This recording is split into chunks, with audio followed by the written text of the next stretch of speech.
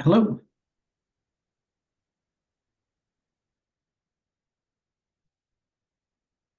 Hello.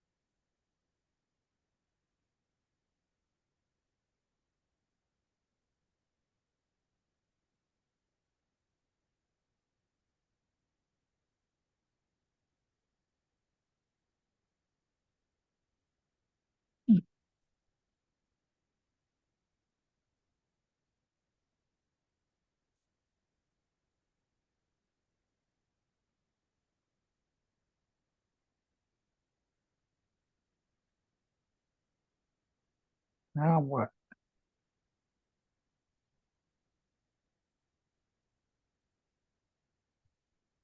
Okay.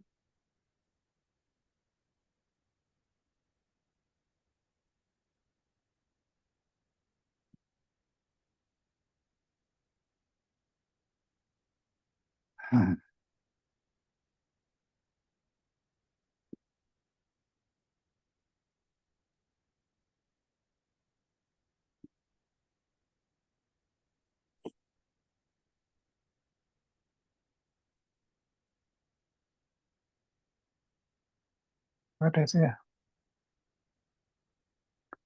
Why do you why do you need that?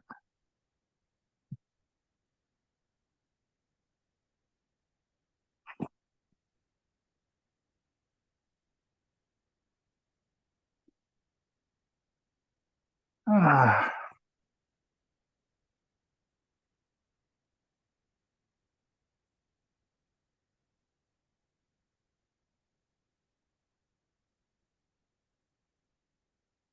I don't hear nothing.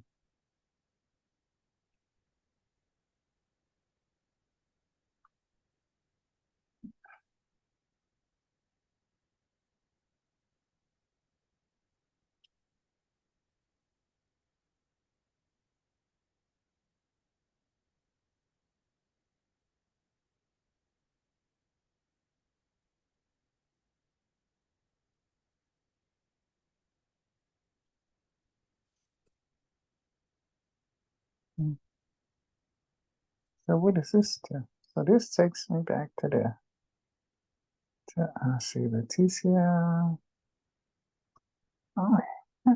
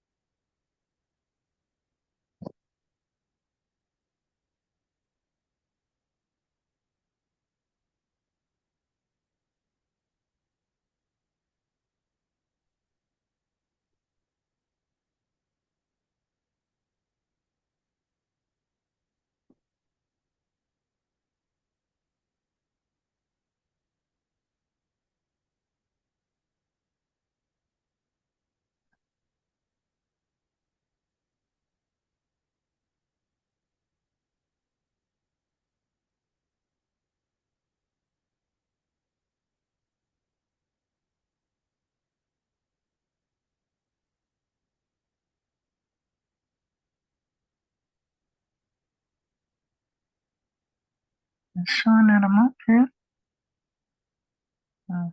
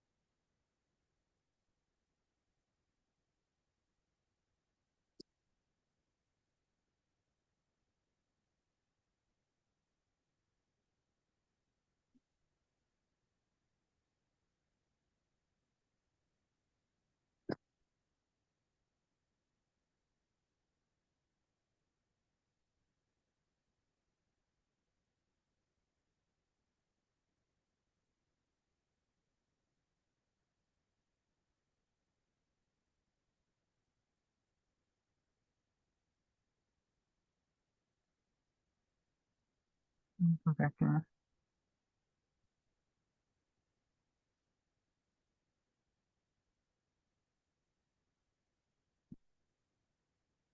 But I don't hear that.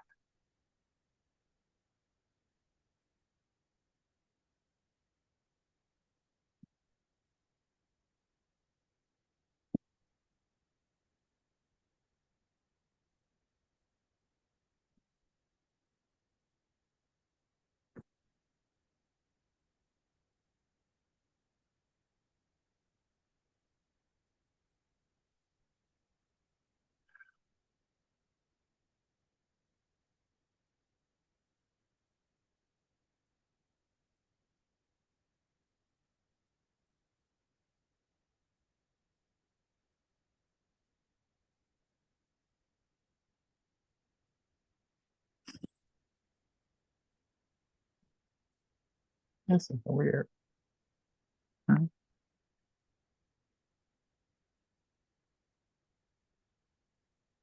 Hmm.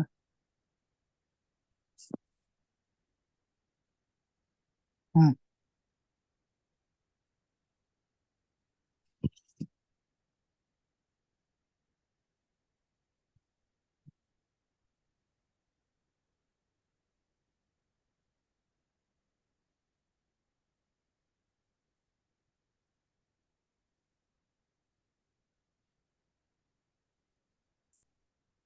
Hmm.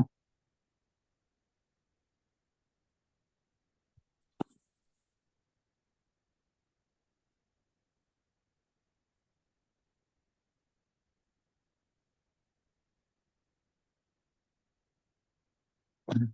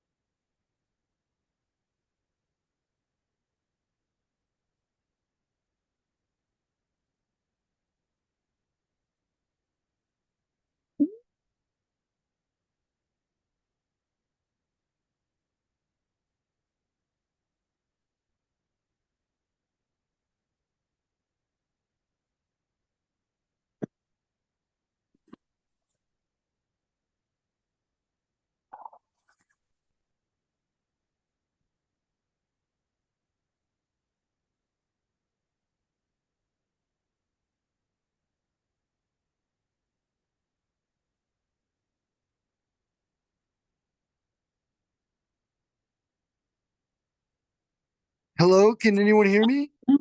I can hear you now. Absolutely. We can hear you now, Robert. Oh, wonderful. Yeah, I hear you, but I don't know if I'm on or not. I But can't and tell. so I can hear folks too, but we can't hear the important audio is from 515 Silver, right? And that one's not working? Are they Right. speaking? Okay.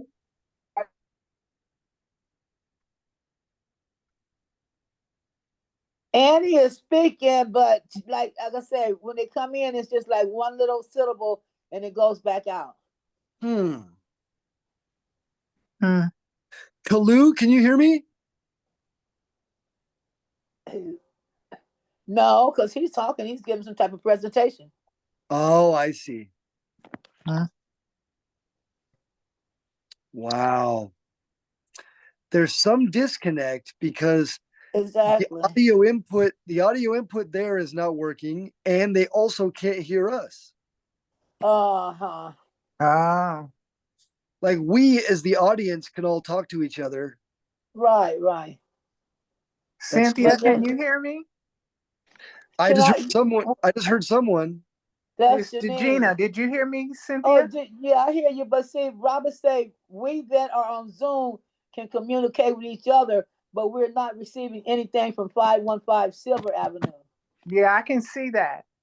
Yeah. So Yep, I was just that's the wondering. problem. And it's the majority of us are on Zoom. I mean, it's 14 of us on Zoom. Yep. Hmm. Is it possible, Cynthia? Can you call Annie?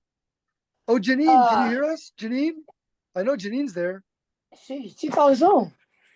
Oh, okay. From what I can see, Janine's on Zoom. I'm gonna give Annie a call. We're not kind of like talking to each other, but we need to talk. I'm Okay. gonna give her a call. She's not gonna answer during the meeting, but I can text her. I'll text her. And Oh, is that Janine right there working on the that's Janine. No, Janine was standing next to Kalu. okay. Now, Annie is looking at her phone. Annie. Yeah, okay, I'm sorry. Okay. Robert wants. It's been recorded. It's been recorded, Cynthia. So we're on Zoom. You're not gonna give us no audio tonight, right? It's being recorded. Okay, And I'll read it. I'm talking to Annie. She says it's being recorded. That's all she's saying. Could you ask Annie can Wait a minute. Janine Hold Can on. someone there turn on their audio with their laptop? Maybe that'll Okay, work. Sorry about Robert, that. I mean, Annie, It's gonna keep moving. Annie, listen, Our public comments are over. I can hear her on the phone. Annie, And make their report, please.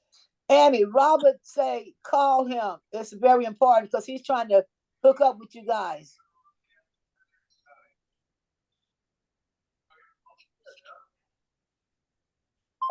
Okay, she's not, she's hung the phone up. Okay. Yeah. Okay. No, Janine's asking for all of us to mute. Everybody mute. I'm fixing to move. Yeah, I'm Thank you. fixing to move.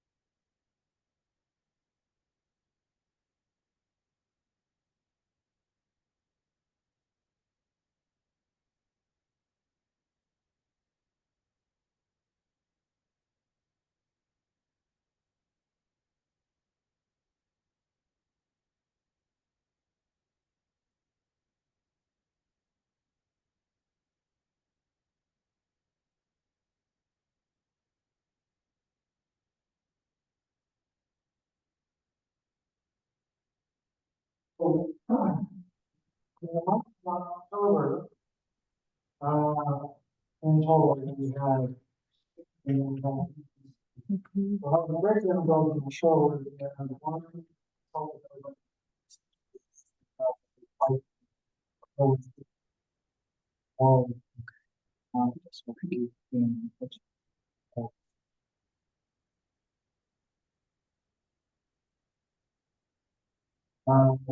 Muckelberg, it's miscellaneous burglary, domestic violence, general violation, covered his own vehicle, stolen vehicle was found occupied on the west was made.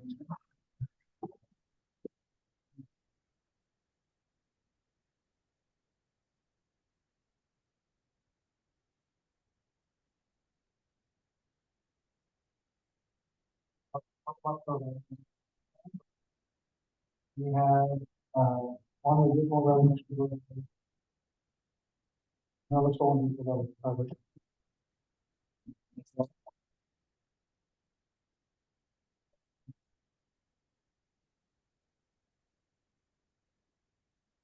This is felony versus cost. $1 or more is a determinant of these two, one was ones where in both residences, somebody had made an attempt to force entry into a home, or break into a home, the person in the resident of the home, visit the home, and, this is damage, this is, that's right in the process and stuff.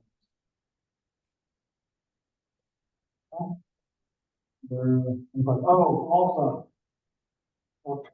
you guys, so this is all residents here. So one of the bigger things I've seen, I'm really starting to push on hard is the double parking. There's a lot of double parking going on throughout the streets, especially at night. If you receive a parking ticket from me, that's your warning. Next time I pass the car out there, and if I recognize the vehicle, I'm gonna tell it, because what it creates is, while the streets are very narrow, there's a lot of vehicles down the street. In order to get an emergency vehicle down there, like a fire truck, for example, or a ambulance, you need to have room. The vehicle is being stopped in the middle of the road and being parked left there is not okay. So if you receive a parking ticket from me, that's your warning. I am enforcing that pretty heavily because I realize just getting my own cop car down the street with a problem, coming with a fire truck down here, one of you guys is definitely let you know the service. So that is one of the reasons why it happens. How about parking? Like, Well, the one, the one in the short one, but let's do it. that red one over there on Sudbury, and, yeah. I'm keep an eye on that one, whether or not actually today.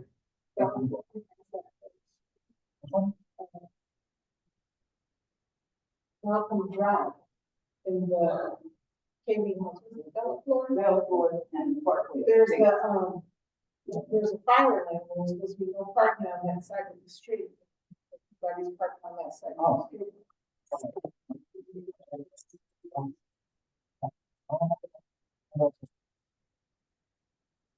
Keep trying to make my round, as well. Malcolm Drive, another drive, and Delaware Park. Okay. Okay. Yeah. Thank you. Now for the construction, that's going on, I noticed that there's taking out the 4 or 5 parking spots worth of space, so that we're not supposed to park there, I don't know. But, for, like, especially on Sanford, that's where I live, so I noticed that one, I don't know if the other one does it. There's like a spot that obviously they might need to take off, because they need to get it in and out. But the rest of like that parking space, they're taking it down.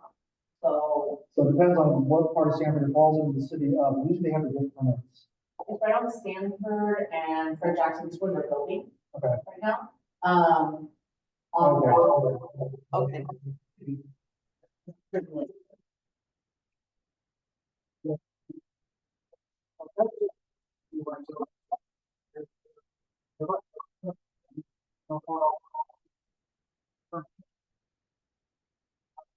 It's like this yellow, like, not home, all ones, and they put in the car. There's no, like the little open stands that. And we should be doing, so you're gonna have to speak, unfortunately, to the city of. Right. Anybody else want to, make a comment to the chair? Anyone present? Thank you. What, thank you. Okay, so with that, moving on, like I said, we're gonna have to get out of here, by 7. And any comments that come to the chair? Entertain any comments or questions of the, okay? So at this point, we have the presentation. Oh, thank you. The city of Richmond, do we have any other law enforcement online at this time?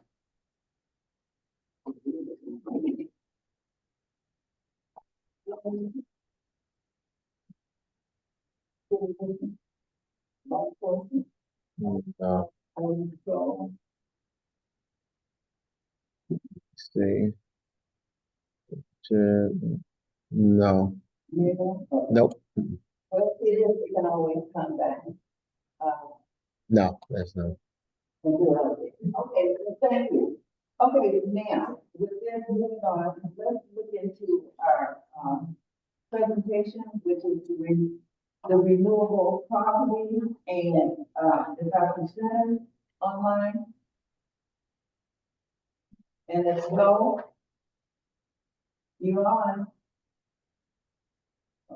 Hey there. Can you hear me? Yeah. Okay, great. I can't quite hear you at all. It's pretty garbled. I'm just reading through the closed captioning. So if it takes me a moment to respond, I'm just going to read that if you say something. Okay. Okay, that's Um, that we have a technical difficulty of all days, and I apologize for Yep. that.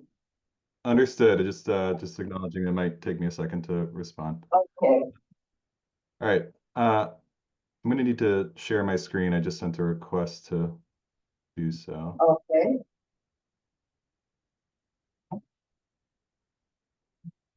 Okay, here we are.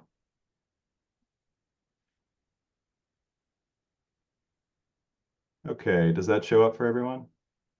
Yes, it has. Okay, great. Thank you. My name is Brendan Comboy. I am a permitting manager with Renewable Properties. We also have on the call Richard Reiki. He's our director of EV charging. We also have our consultants from Langen on the call, Alan Cheng and Emily Sue, who helped us with the technical and design process. To give you a little bit of a background on our company, Renewable Properties, we are a national developer, financier, owner, and operator of small-scale solar photovoltaics. We're headquartered in San Francisco. We have 50 plus employees. At this point, I believe we have 56 employees. Within our development pipeline, we have in excess of 1 gigawatt across 15 states. And within California specifically, we have 10 operational assets, 2 that are currently under construction, and 72 different projects that are under various stages of development or due diligence. In terms of operational projects across the rest of the country, we have 29 operational projects, 92 megawatts AC in 7 different states. And the principals of the company have a combined 40 plus years of solar development and finance experience across 1,000 megawatts or 1 gigawatt of solar facilities. We strive to work as closely as we can with each community that we come into, landowners and utilities, to develop harmonious and aesthetically pleasing developments. In fact, we have worked in Contra Costa County already. We developed the Byron Hot Springs and the Byron Highway photovoltaic community solar facilities. Both of these projects employed union labor and had a requirement for 50% local workforce. In terms of our renewable EV depots, I was going to pass this over to Richard, who can speak a little bit more about kind of what the focus within our company is on EV specifically. Hi, great. Can everyone hear me okay? Yes. Great. Thank you. Well, thanks for having us. So as Brendan mentioned, I'm Richard Rake. I'm the director of EV charging for Renewable Properties. So given our background in solar development, you know, we've gotten some particular skills from that, particularly around interconnecting and developing large electrical infrastructure projects. And so we started looking at EV charging. And how do we apply those skills to EV charging sites? So this year, there was some regulations that took effect from the California Air Resources Board. Those are called the ACF, or Advanced Clean Fleets Regulations.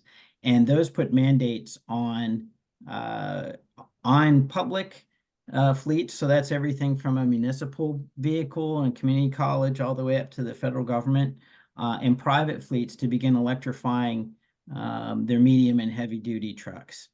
And one of the challenges here in electrifying those vehicles is having the infrastructure to recharge those. So, you know, obviously gas stations are well known and understood, and there's plenty of them around, but charging facilities for these sorts of vehicles are not quite as common.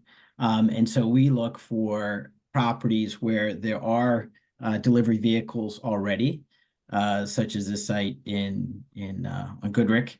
And there's a number of different operating fleets in the area. FedEx, which we understand has a mandate to electrify that facility, Amazon and Whole Foods, and we look to create this infrastructure for them. So that is, if they don't have the real estate or electrical capacity or the capital to develop these sites themselves, we provide kind of a third place option for them to park those vehicles and typically charge them overnight. So for the type of vehicles that we're talking about, these tend to be kind of like your, we'll call a step van, a UPS truck, delivery van type vehicle, would be parked overnight and charged. And then during the day, it's out making its round.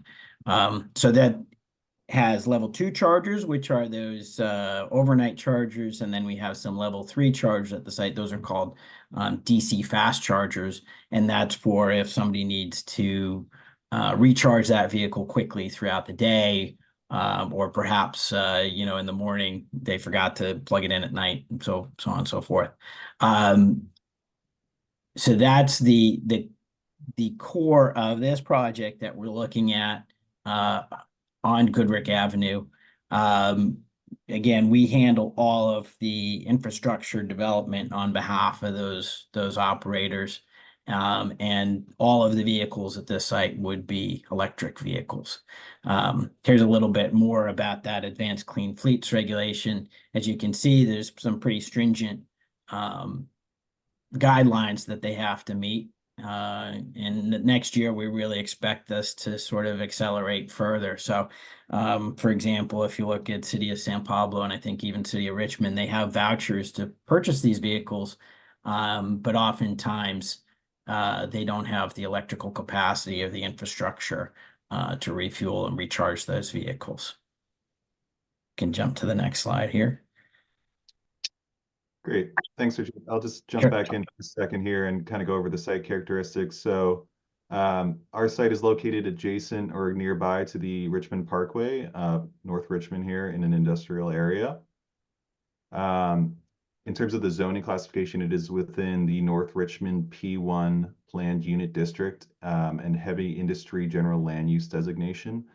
In consultation with Contra Costa County's planning department, we came to the determination that the use would be considered a trucking yard and it's an allowable permitted by right use in that zone.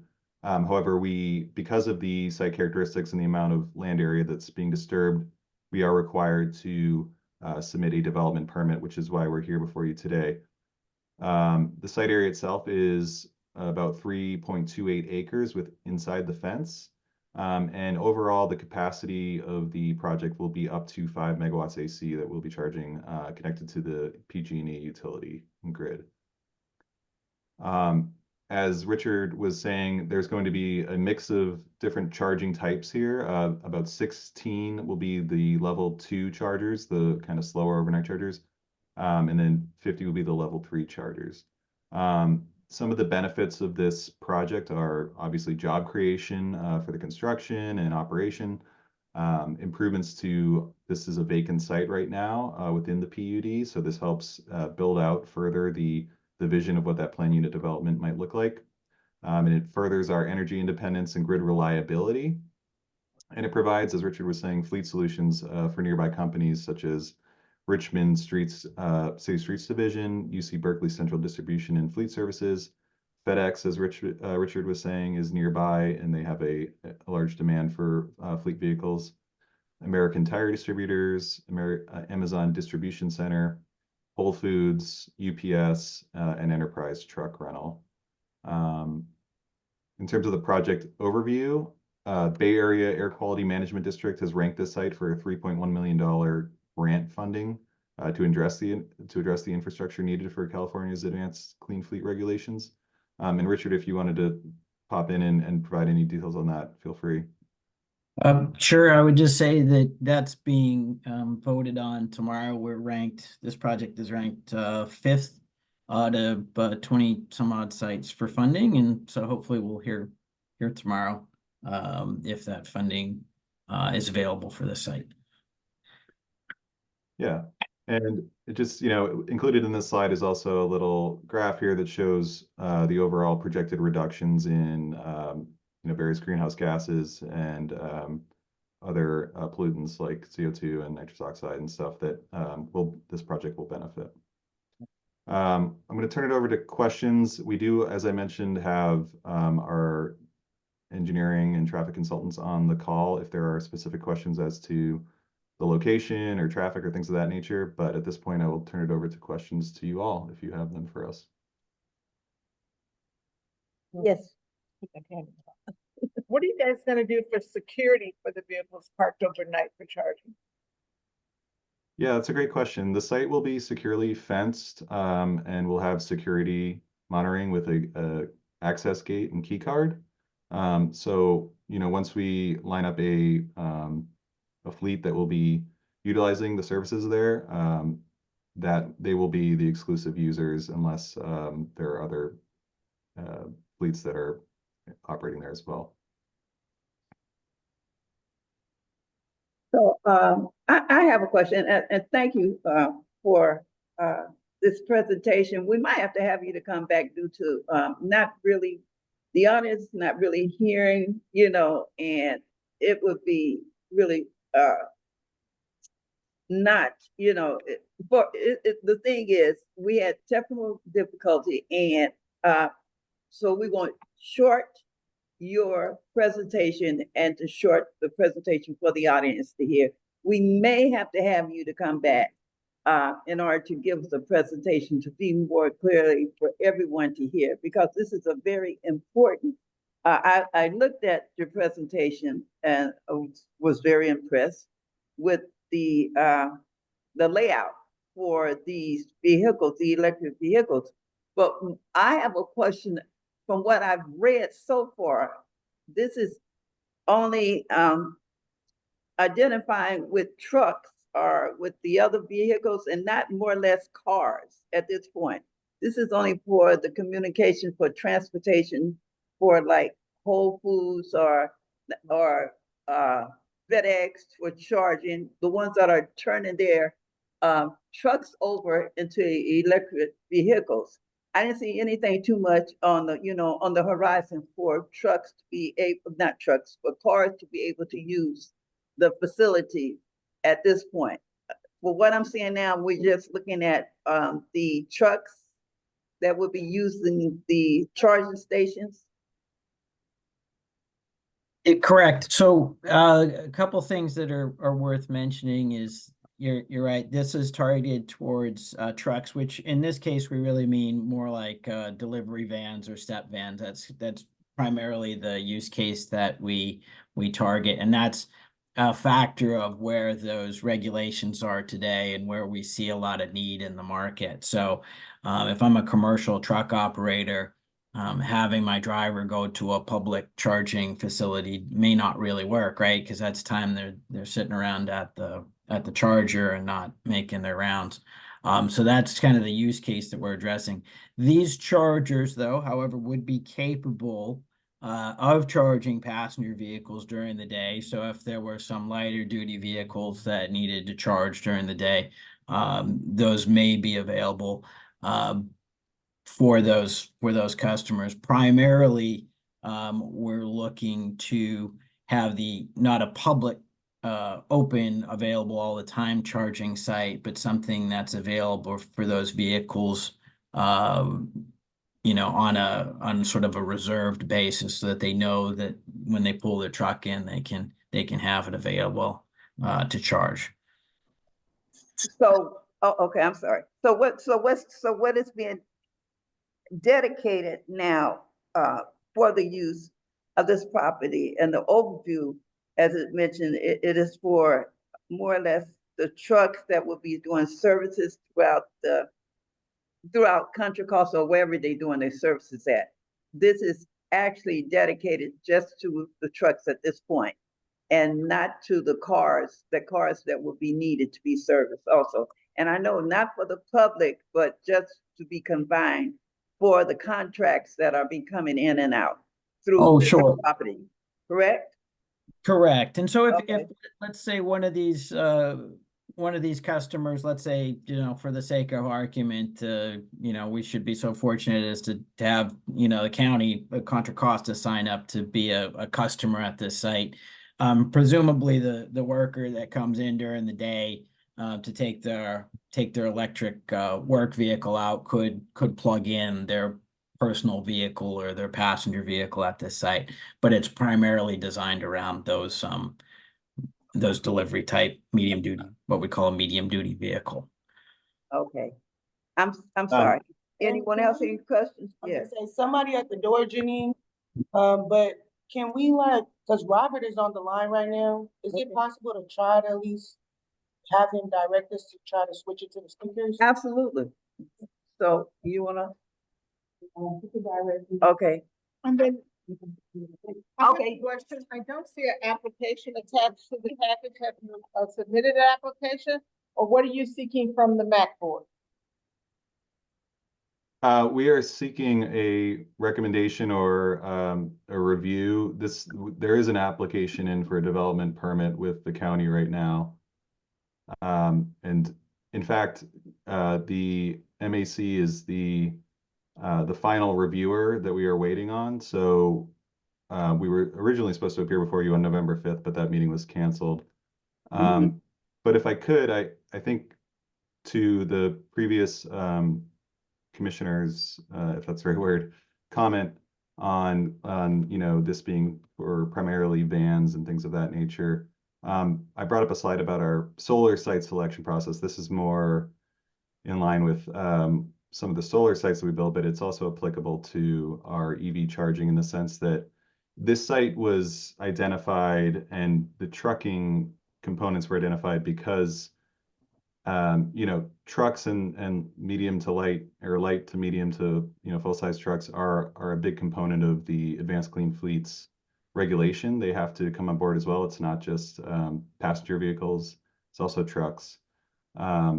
And in fact, it's something like 25% of our emissions come from vehicles and things of that nature. So it's kind of an all encompassing approach that it's not just personal vehicles that need EV charging, especially in California, but mid to full-size trucks as well.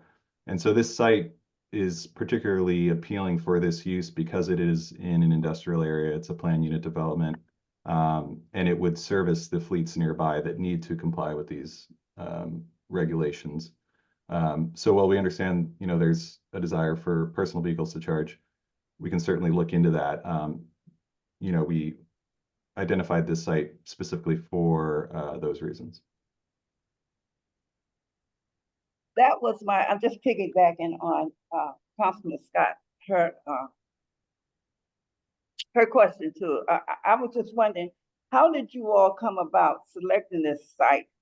And why I'm asking, just looking at the Byron Hot Springs, and I was looking at its location where it looks like it's out in open, more or less in an open area and not too close and not close to residents at this point.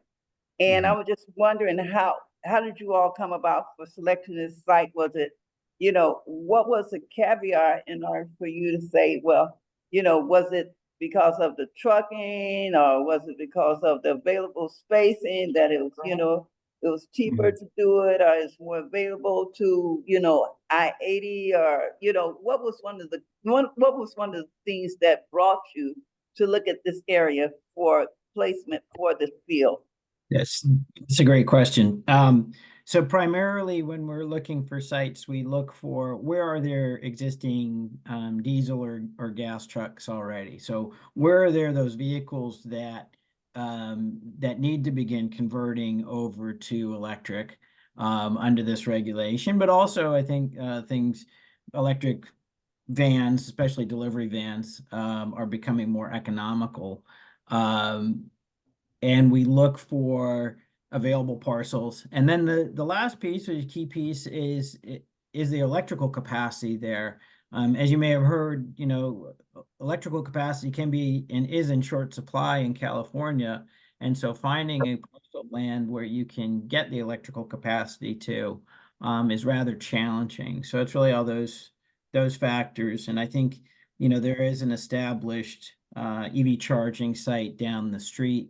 At the First Student Bus Yard, you'll see they're charging some vehicles down there. So we kind of look for, is there some transition towards these sorts of vehicles in that area?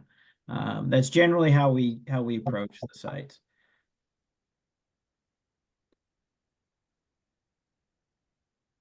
I think someone asked earlier too about health impacts. I don't know if any of our folks from Langen want to speak up about that. There's really no known negative health impacts. There's some positive health impacts from taking those diesel particulates out of the air.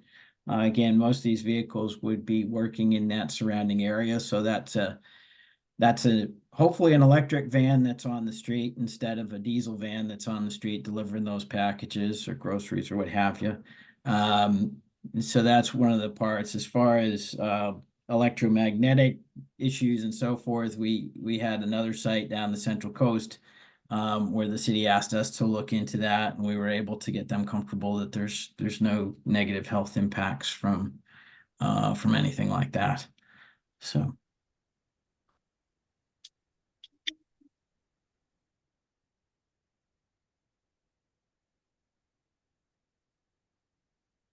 Okay, we have Can y'all hear us now? Yes. Yeah, that's clear. Two from our audience here, if you could, but see if it become, so we just now getting up and then you're. Now, is it, the site, is that by Gardner's Guild or is it across, the parkway?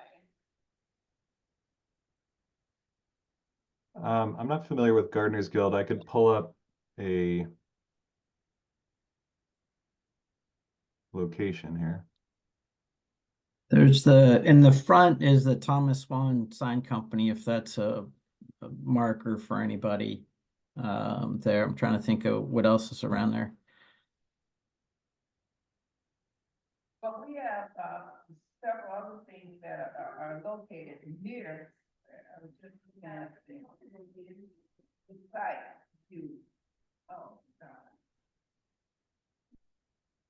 But it seems like it's west of Parkway. I think it's east of here's the Parkway, yeah. This way. On the side of the Parkway, it's not on this side, near the water. The trucks would be accessing right off the Parkway down to the lot here, as you can see on the map.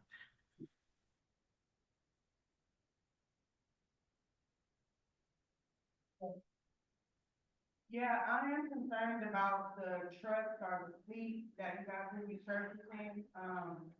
Do y'all have equipment inside the truck that would be able to tell y'all if they were to drive into the community or not?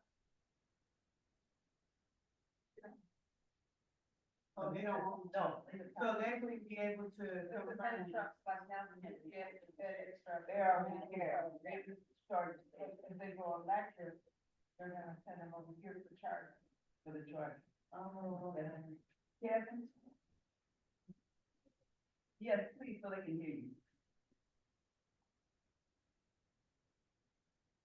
Yeah, I just have a few questions, because what I hear is gonna be like, package for like EPS, Amazon, stuff like that. My question is, why follow up for Ms. Annie's question? Why was that site chosen? And those are the type of companies that are gonna be using the site, why can't they build electrical charging locations on site at EPS, Amazon, and FedEx? I mean, they just built the FedEx facility. I don't think that facility is 2 years old, so why would they choose another site for third-party trucks to be charging? And also, again, can we guarantee, I know, diesel trucks are supposed to be using that site if they become electric, but I already have a main concern about trucks taking shortcuts through North Richmond, so that's my. So did you hear this concern? Yeah, I think I caught the first part of that, which is why wouldn't they build this infrastructure at their site? Is that correct? Yes. Okay, a couple reasons why they may not build on site. The first is that they may not have the electrical capacity available at that site to build the charger, so they just might not have the kilowatt hours available from PG&E to get to their building to charge those vehicles. they may not have the available real estate on the site in order to install the equipment, because it does take up a bit more room than the traditional parking spot. And then another piece for a lot of these operators is that they may not own their property. And so you're talking about several $1 million worth of infrastructure that they might have to install on a leased building. And for a lot of these companies, they don't want to put that kind of expense into a building that they may have a 2, 5, 10-year lease left on, because it's a significant investment that they need to make. And then thirdly, they may not just want to operate the equipment themselves or bear the capital cost of installing it. It's rather expensive to do this. I'm afraid I didn't catch the second part, if anyone wants to repeat that. That you serve to come through the community. We have trucks now that are coming through the community. Once this is built and once this is done, before they get converted over to EV, in order to get to your site, what is, he was asking, what is this gonna stop for them to come through the community in order to get to the site on park? Would it be any directions, and I know people don't always follow directions, would it be any direction for them if they're gonna be utilizing the site to come through 80 and then get to Park Boulevard in order to go into the facility in order to be serviced? We have trucks that come through, and it's a great concern because we still have large trucks that come through the community and they don't read the signs and they just ignore the signs to come through and make shortcuts. So this is his concern right now, and others' concern and our concern is how we're gonna alleviate for these trucks to be coming through in order to be served at Park.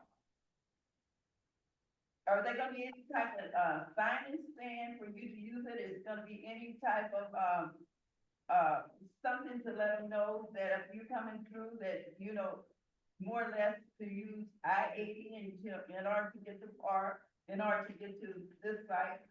Or it's just a windfall, you know, get to the site the best way you can and come to the community is okay. What type of, are you gonna be putting any information up?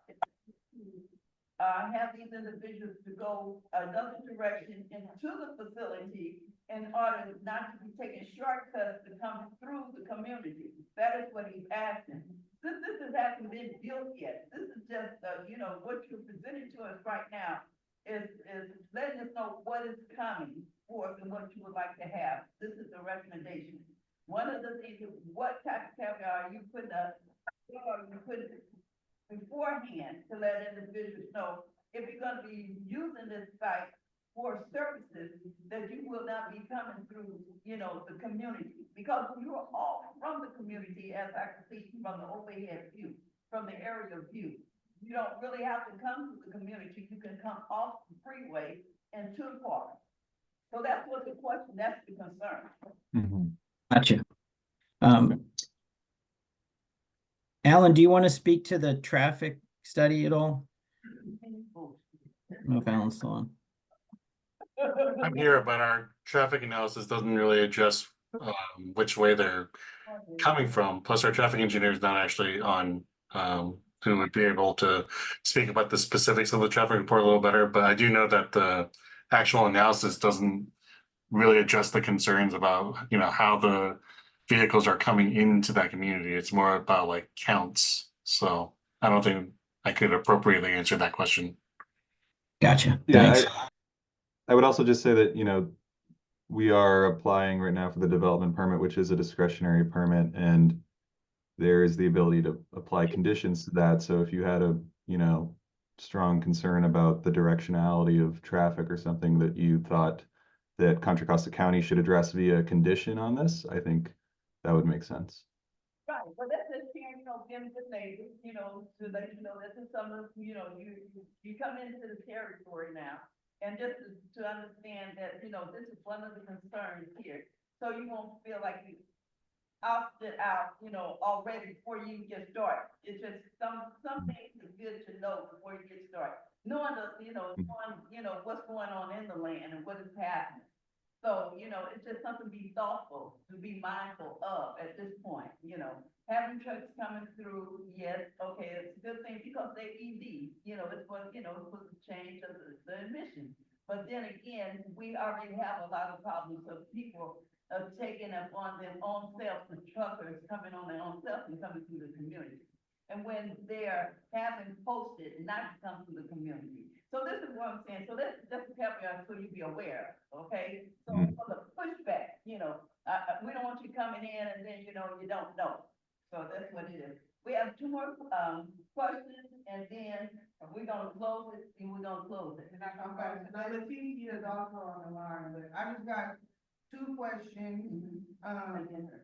How many jobs will this project create? And how will we be able to confirm with you that you would, prioritize local hires? That's my first question. Yeah, that's a great question. I don't have specifics on the overall number of jobs that would be created long term. However, like during construction, there will be a number of jobs created. And like I said, on the Byron site, part of our PPA agreement was to utilize union labor and at least 50% local workforce. So I anticipate we would do something similar here. But at this point, I don't have a specific number of long-term jobs. The idea, part of the design of the site is that it kind of operates without the need for attendance, like and other people coming there a long time. It's just more of a operational, maintaining the infrastructure there. But it's not anticipated to have like someone checking at the gate or things like that. But there'd be landscaping involved. There would be lighting, all those things. And the second part of that question was like, so you said construction jobs, et cetera. Are you gonna be hiring local for those jobs? Yeah, I think. Okay, and I'm really, really interested in like your business plan and like your projected annual revenue for this project. But I would like to know how many like of those businesses that you plan on contracting with to get their trucks there, if you've all had any contact with them, if you all have any agreements and how many. Yeah, good question. We do not have the contracts in place yet. We're actively talking to some of these fleets. There is the determined need for this sort of infrastructure. And so we're actively out there talking to some of these folks.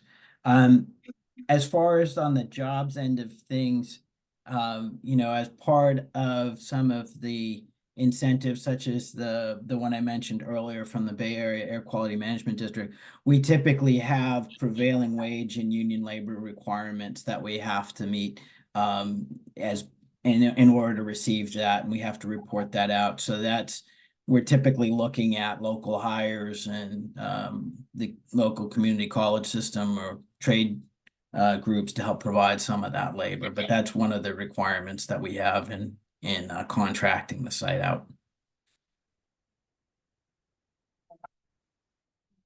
Earlier, and it was regarding like any health risk or health implications, such as radiation, for example. Can you speak a little bit about that and what we should expect as a community?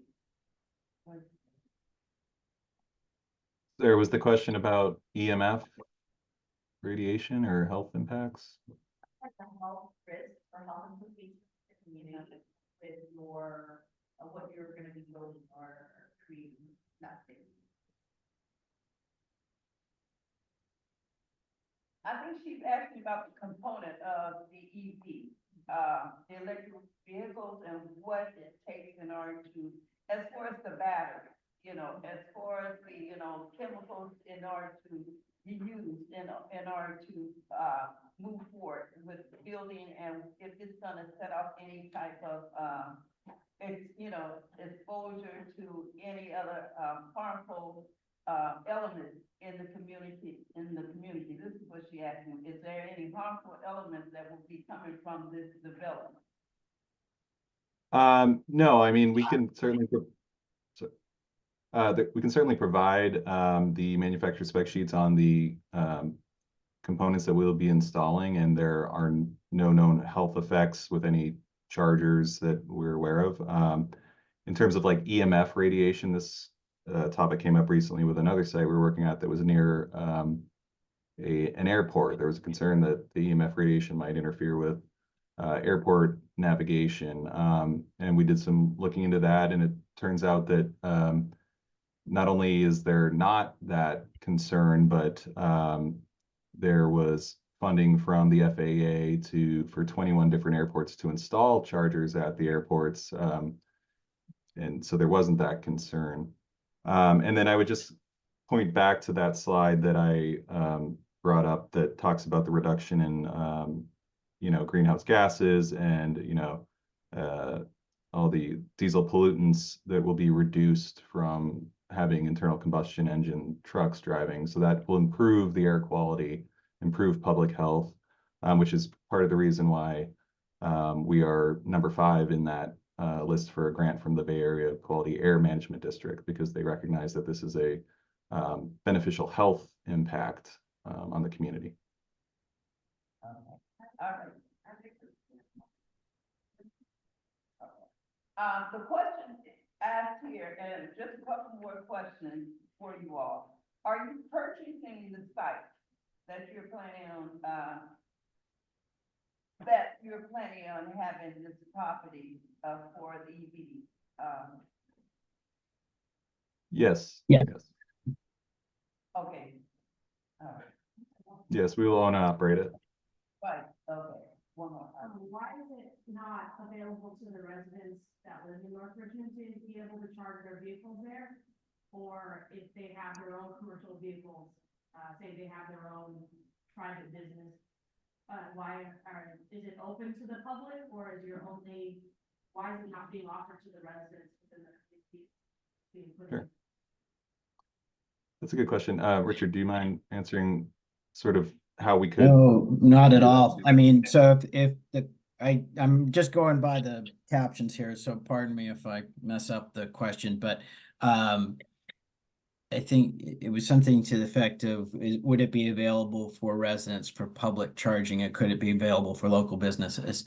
On the second part of that, absolutely. If there's someone that has a need for this kind of charging infrastructure and has vehicles that they'd like to electrify but don't necessarily have the infrastructure, we would love to have a conversation with them and would love to be able to provide that for them.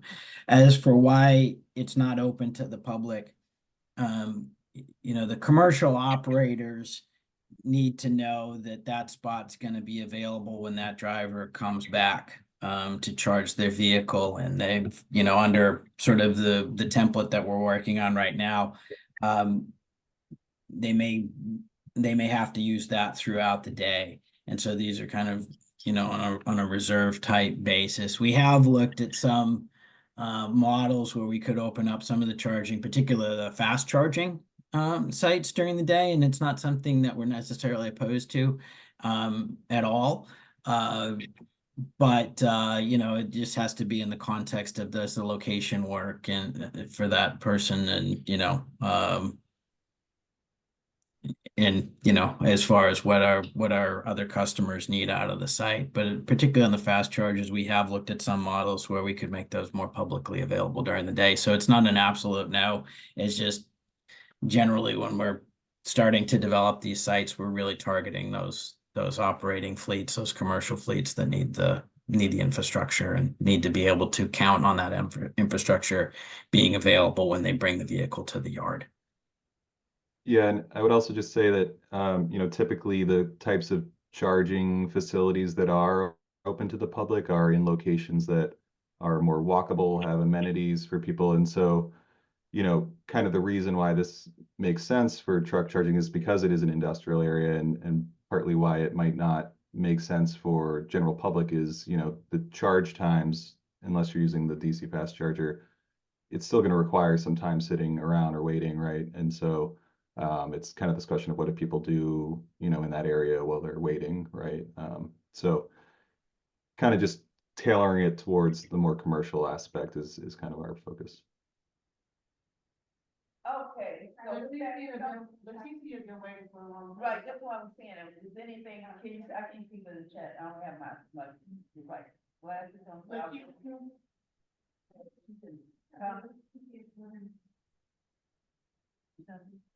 Okay, Letitia, if you can speak and you be our last comment for now. I hate to, you know, cut you off. I can't see from that far, you know, so, you know, gotta bear with me on this one. Yeah, hi, thank you. I'm just was wondering about any health impact on for the residents. We don't want to be at the end of the run of you know, years from now to be like, oh shit, you know, this is happening, something like it's happening now with Chevron. So I just want to get the reassurance and company to take responsibility or say like, no, it's not, that is not. And another thing that I wanted to ask is about the impact on the Richmond Parkway traffic. You know, in the morning, usually it's very busy now, getting worse day by day. And the last thing that I would like to know and hear from them is this a light industrial or heavy industrial site? Thank you. So who wants to answer that? Yeah, as I mentioned, you know, in the prior question, we're happy to provide any of the spec sheets and any additional health information to assuage any of those concerns. I'm trying to recall what the second component of that question was. In terms of it being, it is zoned as a heavy industrial area. And the use that we have been determined to meet is a trucking yard, which is allowed by right in that area. So the use is compatible with the zoning. Richard, could you help me out on the second component of that question? I'm sorry, I'm blanking here. Yeah, no, I think the second part was the traffic impact on the Oh, Richmond yeah, Park. sorry. Yeah. I would say that, so a couple things to note. So the site will have 50 what we call L2 or chargers. So these are overnight chargers. So conceivably in the morning, in the evening, there could be up to 50 vehicles coming and going, but those vehicles are meant to be at that yard for extended amounts of time, typically overnight. So I cannot speak to sort of the current conditions of the Richmond Parkway traffic, but as far as the number of vehicles, it's not going to be a constant flow of trucks coming and going through that yard. There may be some charging during the day at the L3 chargers, but again, that's a smaller portion of the project. Right, and I think in our initial analysis, running the numbers on the traffic impacts, even during like peak hour, as Richard is saying, it would still be under 50 trips during peak hour, which I think is the threshold for CEQA stuff. So. Okay, well, thank you, gentlemen. I'm sorry to have to cut you, cut this presentation. It's been very enlightening, but I know we have to move on, and we started late and due to the difficulty we have. But we're gonna do at this point, what you're asking at this point is, for permit application for the site. Is that correct? This is the recommendation, right? Yes, you're a reviewing authority or a reviewing member. I move that we vote to support the application. Okay, is this, may I hear a second at this time? We moving the vote. Is that okay with you, gentlemen? We moving the vote? We are voting to support moving that permit application forward? Yes. For the presentation. That's why I would say second, I don't support it. You understand? We have 2 abstentions and we have 2 yeses. We have nobody to break it. So what we gonna have to do? And right, and gotta explain why we're saying. Yeah, well, there's no real, you can't project how many trucks are gonna be coming out, because you don't, you don't have your partnerships already set up. You can't project the impact on the traffic, on the trucks coming in and out of the neighborhood. And then there's no real commitment to community here, there's no like real commitment for the community, so I'm not gonna support their permit application. So I'm thinking that it's the existing. So I think maybe they just need to upgrade and come back, maybe, like bring some more research on how you gonna direct the trucks around the community or whatever. Okay, now with her abstention and with her explanation of why, and then we have another abstention here. You had mentioned that you were prepared to come through in November and we didn't have our meeting, was that correct? So with that, did you have any other information that may be able to, bring us to this point of having, I guess, a, positive vote, a yes, from hearing what she just said of her concerns? Well, I believe our consultant Alan can address some of the traffic concerns in terms of the number of vehicles and things of that nature. Yeah, in terms of traffic, like you mentioned before, it's not expected to generate more than 50 peak trips, or 50 trips during the peak hour. And when we say trips, that's inbound and outbound. So that would probably be approximately 25 vehicles coming in, 25 vehicles coming out during the peak hour. So that's kind of the expectation just based on the information we have right now. So that's really as much as we can say about the traffic. In terms of total daily trips, it's going to fluctuate based on, what these consumers need, the different companies that use it. But the expectation would probably be about 200 throughout the entire day, not evenly distributed. Obviously, if they come in and they're expected to park there at for long periods of time. So again, a trip is considered one direction of travel. So it could be coming in or coming out. So you can think of it maybe as like a halfway split where approximately 100 vehicles may come in throughout the entire day, and then we'll leave by the end of the day. But during the peak hour, it wouldn't exceed more than like 25 or so because of the different needs of these different companies. At this time, that's as much information as we can give without more concrete information from the various companies that would be using this. Brendan, I don't know if there's anything else you want to add about that. No, that's great. Thank you. And I think I would also just reiterate that this will create local jobs in terms of construction. It helps support local businesses in the area that have to comply with the ACF regulations by 2035. This is something that needs to get built within the next 10 years somewhere. And so we've identified a site that has the capacity, the location, the attributes, and the parking. So it does help support the community in the sense that these types of facilities are going to be needed regardless. Okay. All right, thank you. One more, and then let's make it short because we have another presentation. Okay, go ahead. You have a question? You abstain? You have a reason for it by abstaining? It's not so much the traffic, it's the cutting through the community to get to the location. So I know you're saying like, it's 25 cars one directional, but what streets are they using to get to that location? If there could be some verbiage or something that created, like a commitment from those companies, which we're not sure which companies yet are gonna be like applying or, approved, I guess, for the service. A commitment that they would use the, Richmond Parkway versus cutting through the community. And I think that that's what Princess is also speaking to, not so much like traffic jams. Okay. Sure. So with Sorry. that- Oh, do you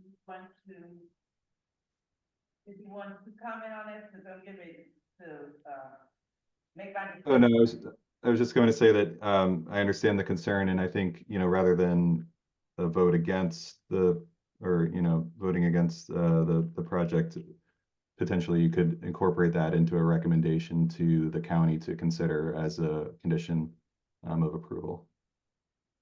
And, yeah, and, oh, I'm sorry. So this is what we're gonna do. We have a split decision here. And we can't so with that, take it into consideration, and to have you all to come back at our next MAC board meeting.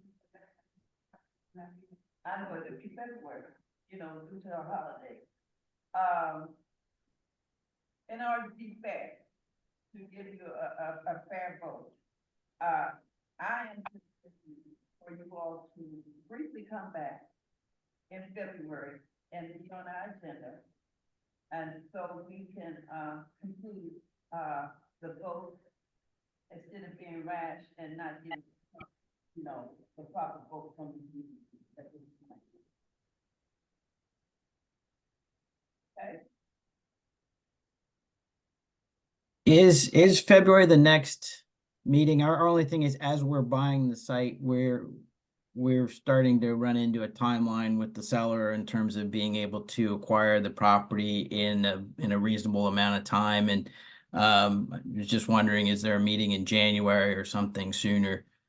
Just because we're starting to push out, when we'd be able to ask the seller to not move on the property. Well, usually when something like this happens, usually when you can't get to a decision, and I see that, you're looking at the time constraints right now. Usually, we have special meetings, we do call special meetings.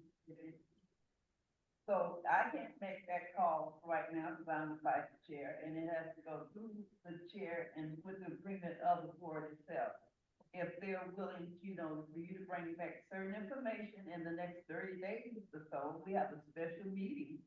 We can have a special meeting and we can actually probably have it on Zoom at this point. I've never had a special meeting. Well, I've had on this board, not on this board. All right. That's what I'm saying, but it is acceptable. It is acceptable to have. So what I'm, it's up to the board at this point. It's 2-2 at this point. I say they move on with the permit with the vote that we have. The county can accept that they brought it to us, we voted on it, there were 2 years. And with that. They can choose to do that. They choose that. Is it adjustment? No. It's not. They're willing to put attention into that about the traffic. One thing I would like to see, anyway, obviously, but as an activist, third party, that they can come back to us, and bring some sort of proof that they are trying to put this in motion.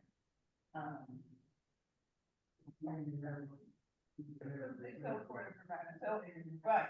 So this is what I'm asking. This is what I'm asking. This is what I'm asking. Right. Right. This is what I'm asking for you all to, as you say, you're gonna take these into consideration. Take these into consideration. At this point, get back to us, Supervisor Joy's office and staff, which would be Robert Rogers at this point, and bring it back to us in order to make a decision for recommendation. I'm sorry, is there a motion on the floor, and is there a specific items that you're looking for more information on that you can elucidate for us? But yes, but to contact our, we got all these conversations now. But if you could get that information, I'm saying, if you get that information and formulate it and get back to our chief of staff, which would be Robert Rogers at this point, and talk to him and have him to run it by our supervisor, because this is what we do, we make recommendations. And run it by him so he can have us to come back to us for our vote of support, his support. Yeah, we met with Supervisor Joya before this meeting a couple months ago, but I'm happy to speak to him again. Yes. Okay, so you can do that and we appreciate it. Okay? So we thank you for your presentation and get back to us with that contact of meeting with our chief staff and the supervisor Joya. At this point, we have a stalemate for right now in order for us to either say yeah and or move forward with the concerns that were brought up by the board. Okay? Ma'am, if I may, could you please just describe exactly what you'd like us to present in terms of additional information? It was about traffic impacts and. It was traffic impacts and what else was it too? How can we confirm that those trucks that you're gonna be partnering with or getting service for are not gonna be coming to the city? Right, the traffic impact, yes, that's it. That's it. We're like, yeah, like we're gonna slow down how many trucks are coming, and I asked them, do you do your research to talk to the owners of the truck businesses you're gonna be going to make sure there's certain things in place to where these trucks are not gonna be driving through the neighborhood? And they'll be coming off the Give parkway. one example. Yes, the parkway. Where's the benefit to the neighborhood? There is no benefit. How can you say, I want to be here, this is here? Okay, we'll speak with Supervisor Joya about that. All right, okay, thank you so much. Thank you. Thank you. All right, good night.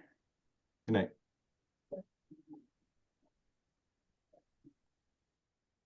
Okay. So that will be brought up again to the board after the discussion of what, our two other board members have asked for explanation and to have them to give us a qualification of information at this point.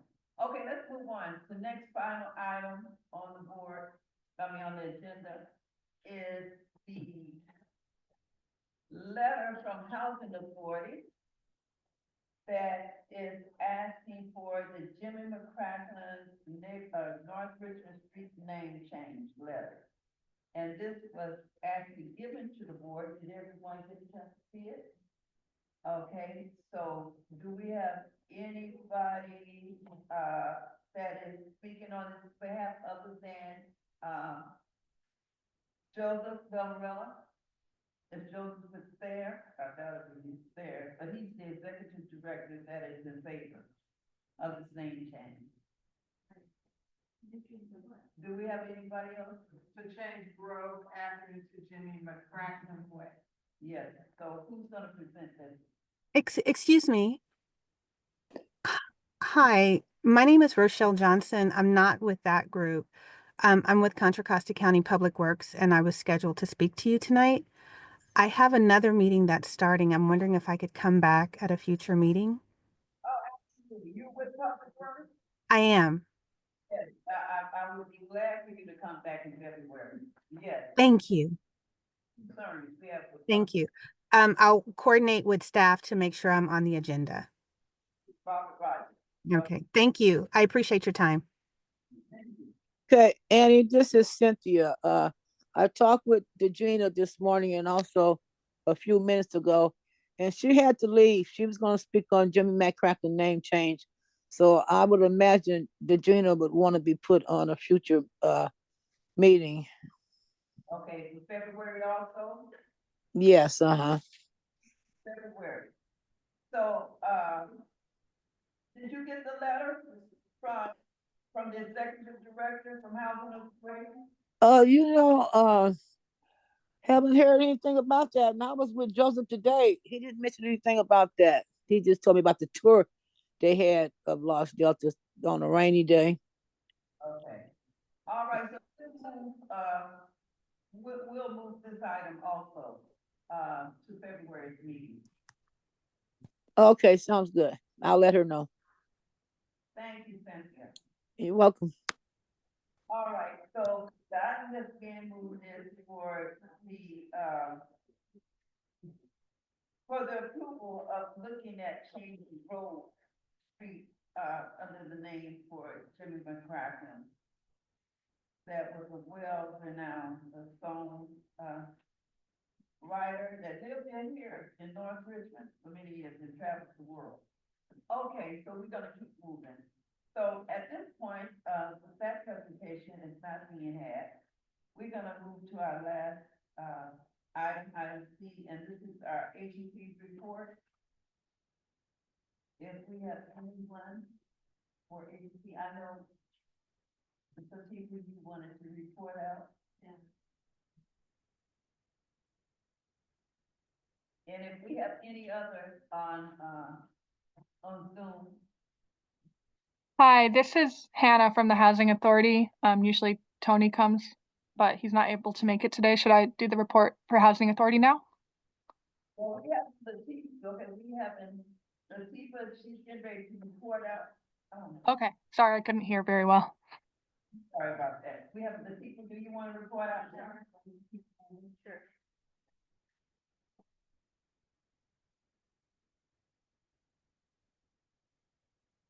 I'm Latifa with Algala.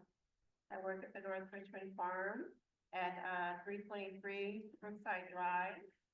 And a couple things, we wanted to thank the folks that came out to be a part of our SELF event and also our community planting day.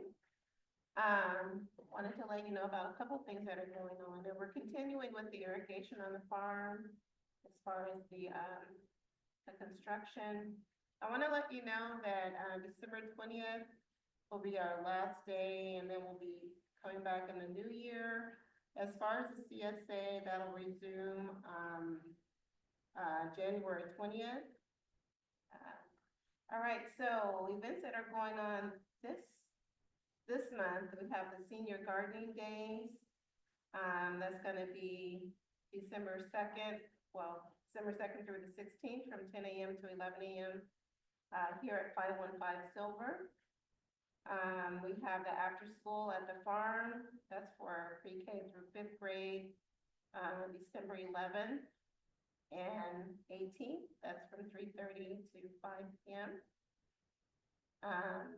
At the Verde next week, Wednesday, 10 a.m. to 12 p.m., you can come and harvest your vegetables.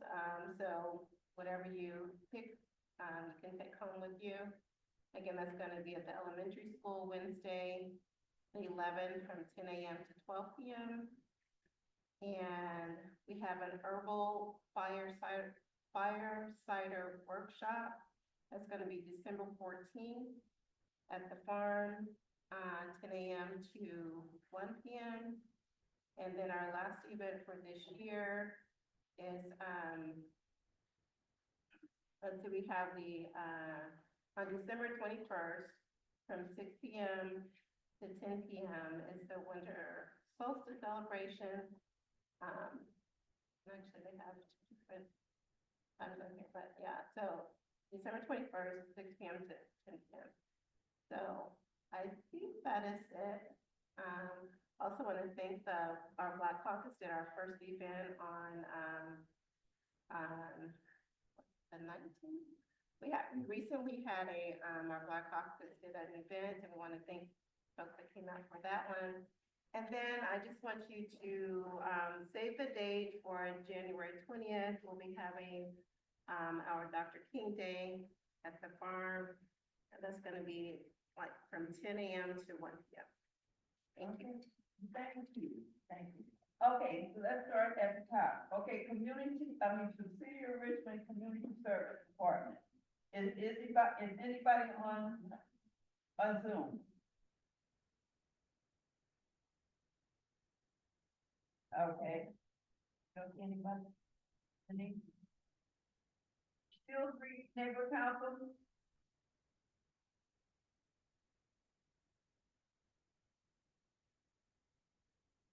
Country Costa Housing? Oh, yes. Hi, this is Hannah Tinsley. I'm here with the Contra Costa County Housing Authority. Just wanted to announce or remind everyone that our request for qualifications has been issued for the main campus of Los Deltas. It was issued on November 4th. So we are seeking developers to redevelop the old Los Deltas property.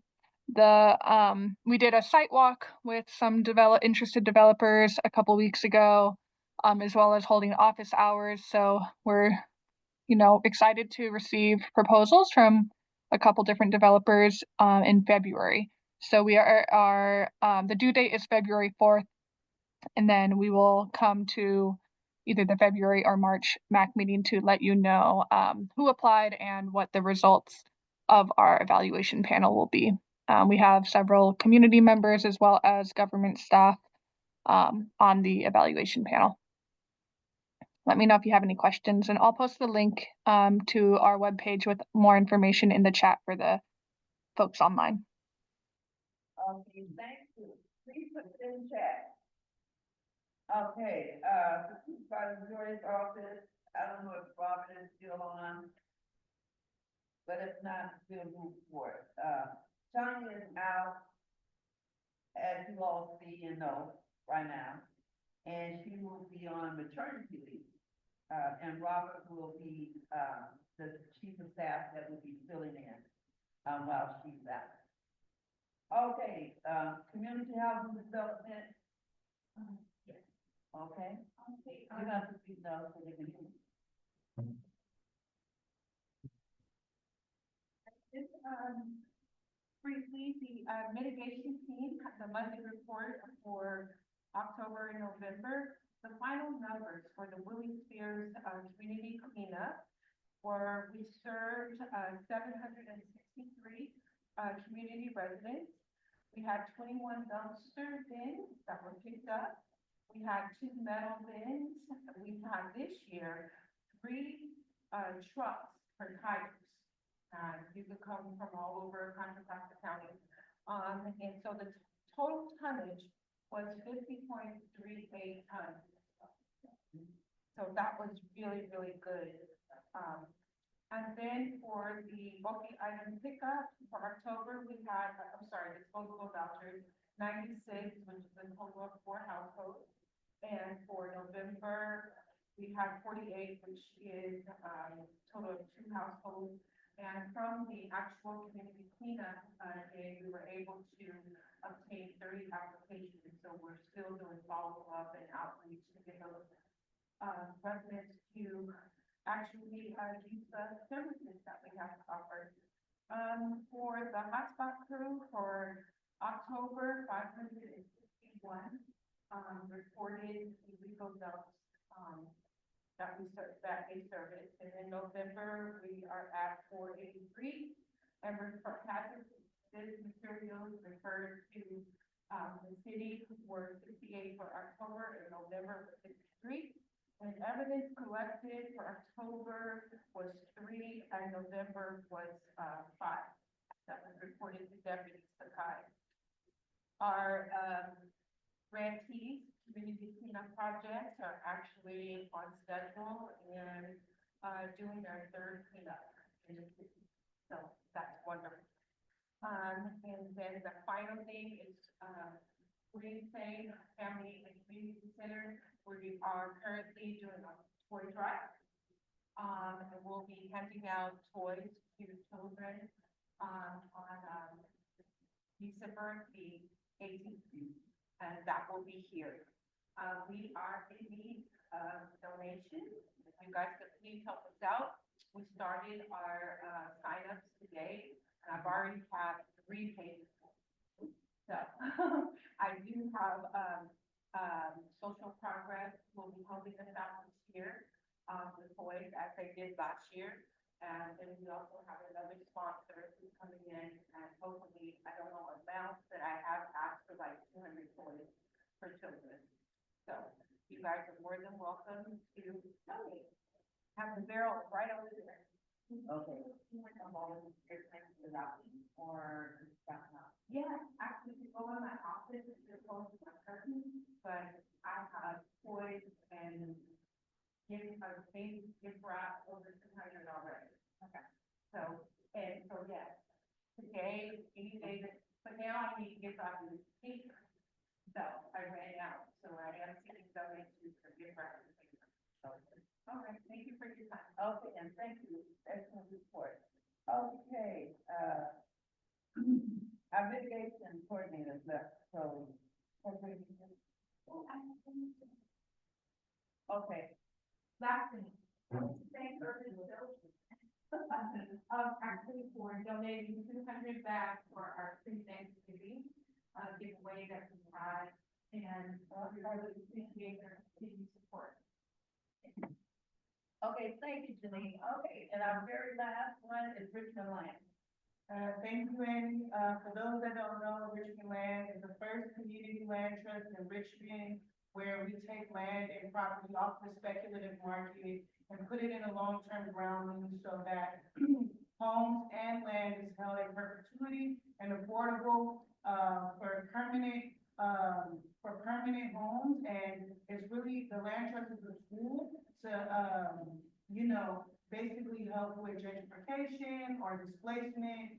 It really kind of puts people first and keep land and home and property for the community.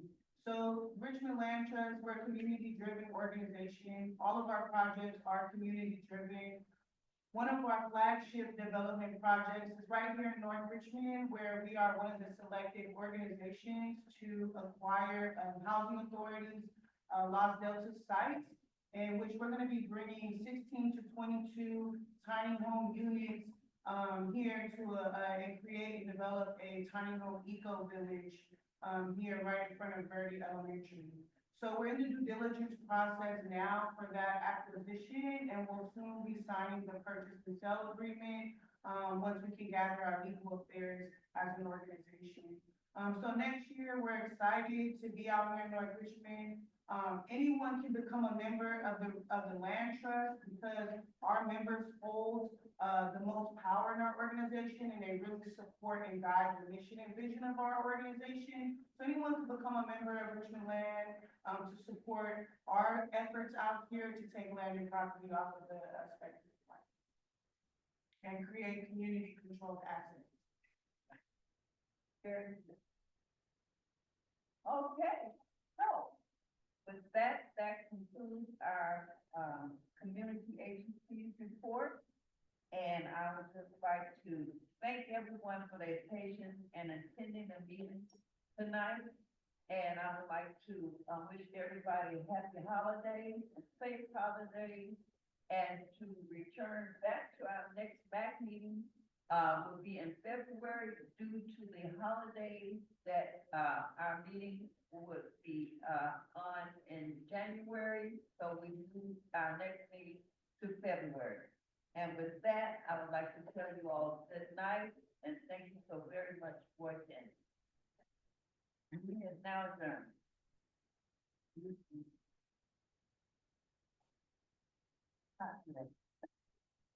Well, your mom, I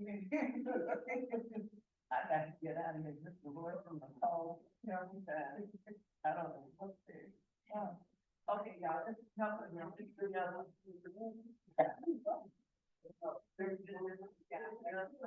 All right.